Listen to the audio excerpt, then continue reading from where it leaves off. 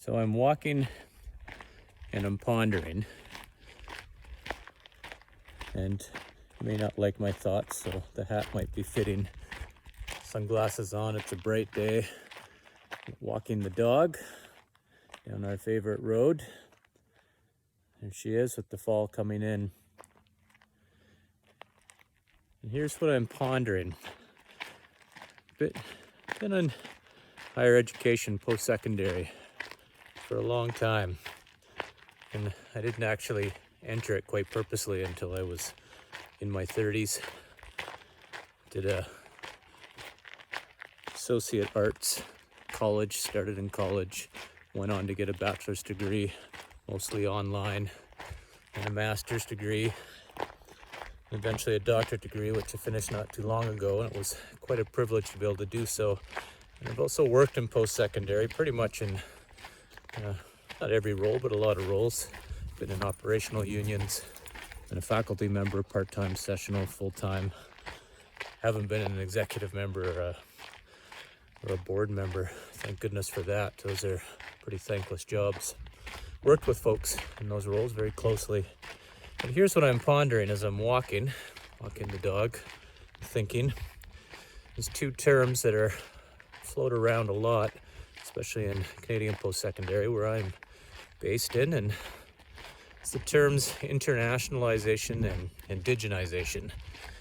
And there's lots of perspectives out there. I put a post on yesterday on social media just asking, what is indigenization? Who defines that? And one of the definitions I saw essentially looked like an integration or assimilation type of definition, and I've often found that an interesting dialogue in post-secondary about indigenizing and the really important work that's happening in the country and in different institutions. But then I find it's a paradox in contrast when we start looking at internationalization and the reality of international students and what they navigate and where they come from, and student visas and much of that in the media and more that I'm posting on. But I do wonder how those terms coexist in an institution. And here's what I've been pondering as of late, and looking at the fact that international students in Canada, it's over $20 billion that's estimated to be contributed, and in British Columbia, where I live, it's probably around $3 billion contribution, and in the smaller urban area where I live, that's a significant impact on all of the various social determinants of health, from housing to mental and emotional health, and all the various aspects of well-being that make up someone's health and living. And I still can't figure out how those two exist.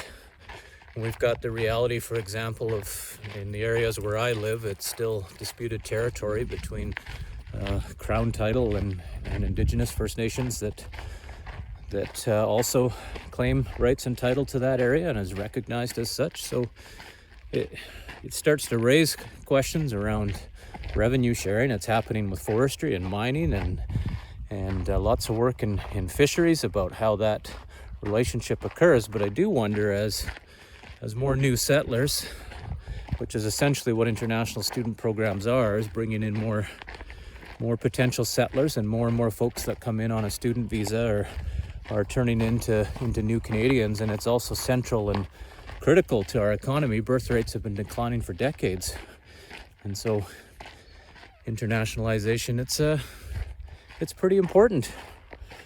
But how do we reconcile? There's a word with some weight these days. Lots of discussion about what reconcile means.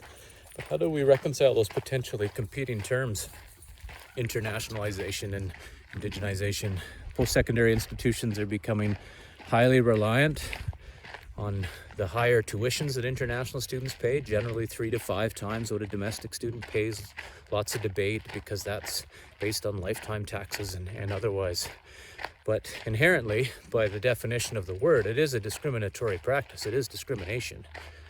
And I do wonder how the practices of a growing international student body align with the efforts in post-secondary on indigenization.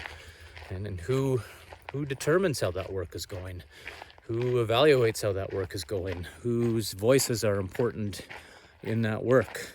And the balance between giving some autonomy to organizations and boards of directors largely appointed by government to do that work, and to do the work. But then where does the public responsibility and tax dollars and the impact on communities, where does that enter in?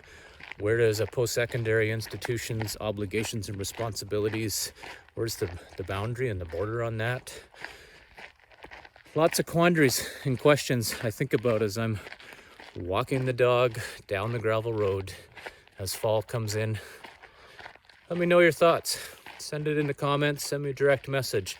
Curious how you're thinking about this, or your institution is thinking about this, or maybe they're not.